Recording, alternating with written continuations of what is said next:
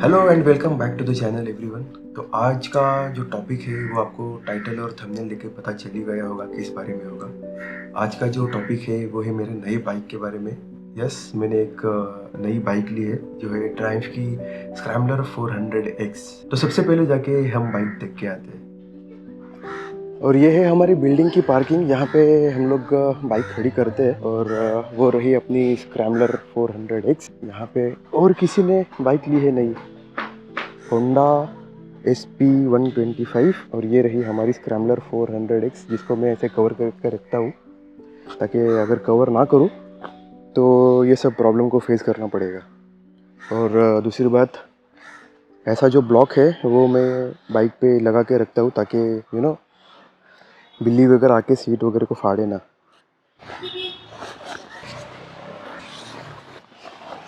और ये है हमारी ट्रायम्फ की स्क्रैम्बलर 400X। ये वाला जो पार्ट है, ये जो विंडशील्ड है वो एक्सेसरीज का पार्ट है। ये बाइक के साथ नहीं आया था, बाइक के साथ भी आता है लेकिन वो छोटी होती है, ये थोड़ी सी बड़ी है। और इसका डिटेल वीडियो मैं बाद में बनाऊंगा। फिलहाल तो ये देख लो अपनी बाइक।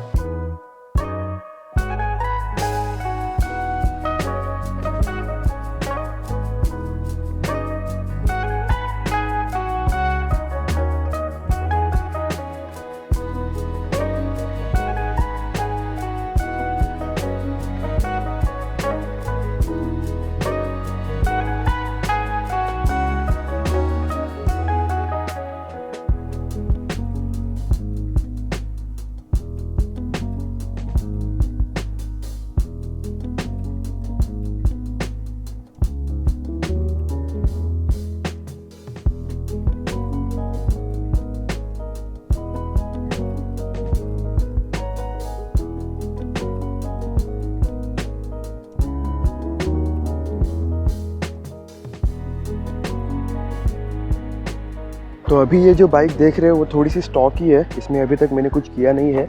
अभी इसमें मुझे ये जो क्रैश गार्ड है वो बिठाना है, उसके बाद टॉप रैक बिठाना है और उसके बाद टॉप बॉक्स भी लगाने की मैं सोच रहा हूँ। पहले तो मेरा ख्याल था कि टॉप बॉक्स ना बिठाऊँ, लेकिन मुझे लगता है कि टॉप बॉक्स की ज़रूरत पड़ सकती है। उसके अलावा ये जो हैंड गार्ड है ये भी लगाना पड़ेगा क्योंकि ये प्लास्टिक की है, थोड़ा फ्लिमजी है, थोड़े से क्रैश के बाद टूट जाएगा ये, तो हाथों को तो प्रोटेक्ट नहीं करेगा। उसके अलावा ये जो स्कूटी है ये भी हमारी ही है। मैं सिटी में चलाने के लिए कुछ काम वगैरह रहेगा सिटी में, तो उसके लिए ये स्कूटी बेस्ट है। और अपने लॉन्ग राइड्स के लिए ये अपनी स्क्रैम्बलर। ओके, तो मैंने जो मेरी पहली बाइक थी जो थी बजाज डोमिनार 400, उसको मैंने सेल किया है और उसके बाद मैंने ये ट्रायम्फ की स्क्रैम्बलर 400X ली है। अब जो मेरी पहली वाली बाइक थी उसको बेचने का ऐसा कुछ रीज़न था नहीं, बस ऐसा है कि उसको काफ़ी टाइम हुआ था मुझे लेके। मैंने नवंबर 2017 में ली थी जब मेरा बर्थडे था। और उसको काफ़ी वक्त से मैं चला रहा था, 40,000 किलोमीटर्स रिडन थी वो बाइक। और ऐसे में थोड़े वियर एंड टेयर्स हो भी जाते हैं। फिर सोचा कि चलो थोड़ा अपग्रेड भी करते हैं, तो यही रीज़न था उस बाइक को बेचने का। वैसे मुझे अपग्रेड तो करना था ट्विन सिलेंडर में। मेरी जो डोमिनर 400 है वो एक सिंगल सिलेंडर बाइक है 400 सीसी की। तो मैंने सोचा कि अभी इस टाइम ट्विन सिलेंडर में स्विच करते हैं, लेकिन प्रॉब्लम ये हो रहा था कि मेरा बजट का थोड़ा इशू हो रहा था। तो इसीलिए मैं यूज्ड बाइक भी देख रहा था। तो यूज्ड बाइक में ट्विन सिलेंडर में ऐसी कोई डील आई नहीं जो मेरे बजट में भी फिट हो और मुझे अच्छी भी लगे बाइक। एक बाइक थी जो कावासाकी का शोरूम है अंधेरी में, वहाँ पे एक डेमो बाइक थी Z650 जो कि अच्छे डील पे मिल रही थी मुझे।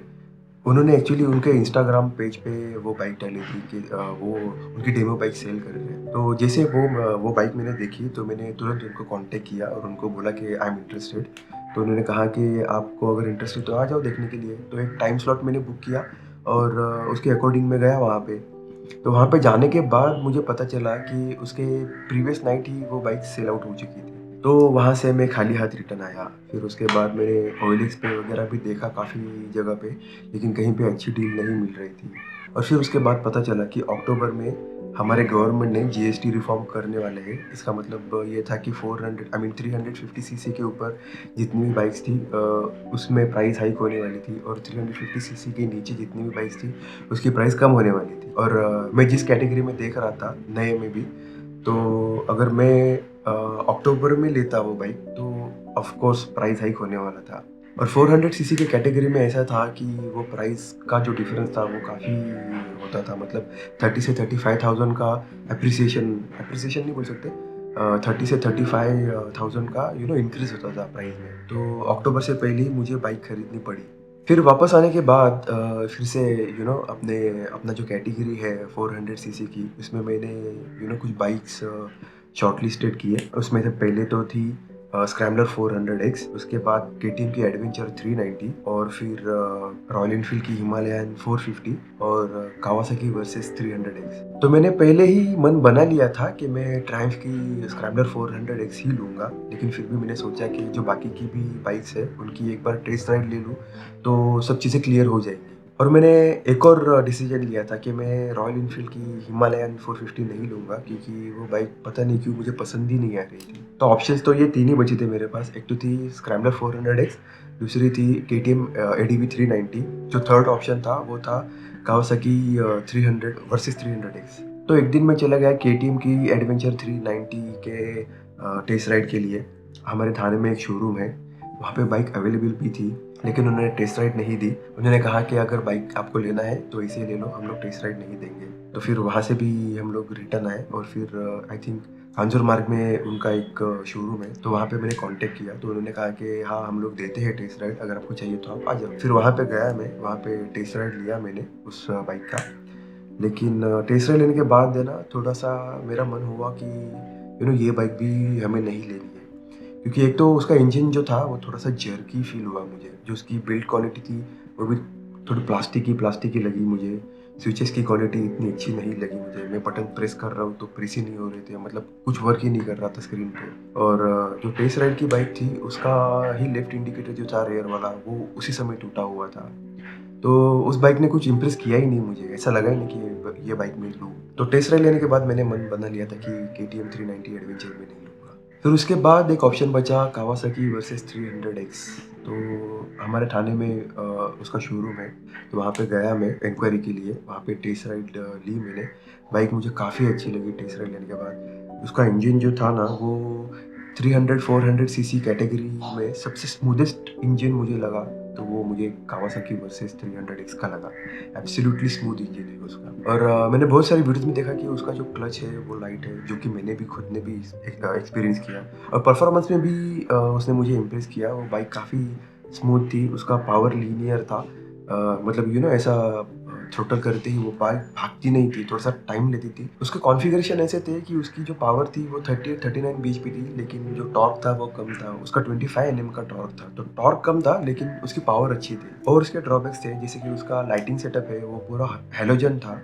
एलईडी कहीं पे भी नहीं है उस बाइक में। फिर उसके बाद उसके जो टायर्स थे वो भी ट्यूब टायर थे, ना कि ट्यूबलेस टायर थे। तो वो भी एक परेशानी का सबब हो सकता था फ्यूचर में, क्योंकि हमें पता है कि ट्यूब टायर को अगर पंक्चर निकालना होता है तो क्या तकलीफ झेलनी पड़ती है। लेकिन इन सब चीज़ों को नज़रअंदाज करते हुए भी कोई भी वो बाइक लेता था purely on the basis of its performance. लेकिन उसकी जो प्राइस थी वो सुन के मैं हड़बड़ा गया वहाँ पे। उसकी जो प्राइस थी, जो मैंने ऑनलाइन चेक की थी, वो थी 4,30,000। जबकि जब मैं शोरूम में गया था तो मुझे उन्होंने बताया कि इसकी जो प्राइस है वो है 5 लाख, जो कि उस बाइक को कहीं पे भी जस्टिफाई नहीं करती थी। और जो वहाँ के सेल्स पर्सन है उन्होंने खुद ने भी कहा कि प्राइस एक्चुअली बहुत ज़्यादा है, लेकिन ये एक सीपीयू यूनिट है तो इसीलिए इसकी प्राइस इतनी ज़्यादा है। जबकि बाहर कंट्री में इसकी जो प्राइस है वो 4 लाख के रेंज में ही है। और 4 लाख में वो प्राइस थोड़ी सी जस्टिफाई करती है, लेकिन 5 लाख कहीं से भी जस्टिफाई नहीं करता उस बाइक को। अगर 4 लाख अराउंड उसकी प्राइस होती ना तो मैं डेफिनेटली कंसिडर करता उस बाइक को, या फिर पता नहीं मैं ले भी लेता, क्योंकि मुझे सिंगल सिलेंडर से ट्विन सिलेंडर में स्विच करना था। भले ही वो कम सीसी की बाइक थी, वो 300 सीसी की बाइक थी, लेकिन फिर भी उसको मैं ले लेता।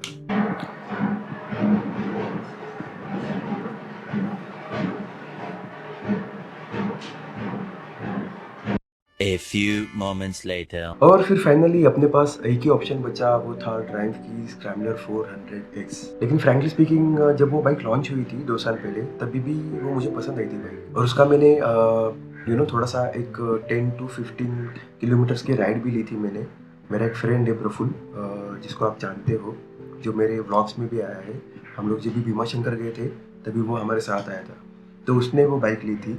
तो उसके बाइक पे मैंने थोड़ा सा राइड की है मैंने। तो तभी मुझे वो अच्छी लगी बाइक। अब देखो कोई भी बाइक परफेक्ट नहीं होती है, हर एक बाइक में कुछ pros and cons, advantage disadvantage होते हैं, तो वैसे ही इस बाइक में भी है। अब उसके बारे में मैं बाद में बात करूँगा अपने आगे आने वाली वीडियो में, लेकिन हाँ वो बाइक अच्छी लगी मुझे और मैंने वो फाइनली ले ही ली। और बाइक जो है वो मैंने ली है सितंबर में, जबकि मुझे बाइक लेनी थी नवंबर में मेरे बर्थडे को। लेकिन बीच में गवर्नमेंट के जो रिफॉर्म हुए, जीएसटी रिफॉर्म, तो उस रिफॉर्म की वजह से मुझे वो बाइक सितंबर में ही लेनी पड़ी, क्योंकि मुझे पता था कि जब तक दिवाली नहीं होती तब तक मैं कहीं पे राइड पे नहीं जाने वाला था। तो बाइक लेके कुछ मतलब भी नहीं था, क्योंकि मैं कहीं पे लॉन्ग राइड पे जाने वाला तो था नहीं और वो बाइक ऐसे ही खड़ी रही थी।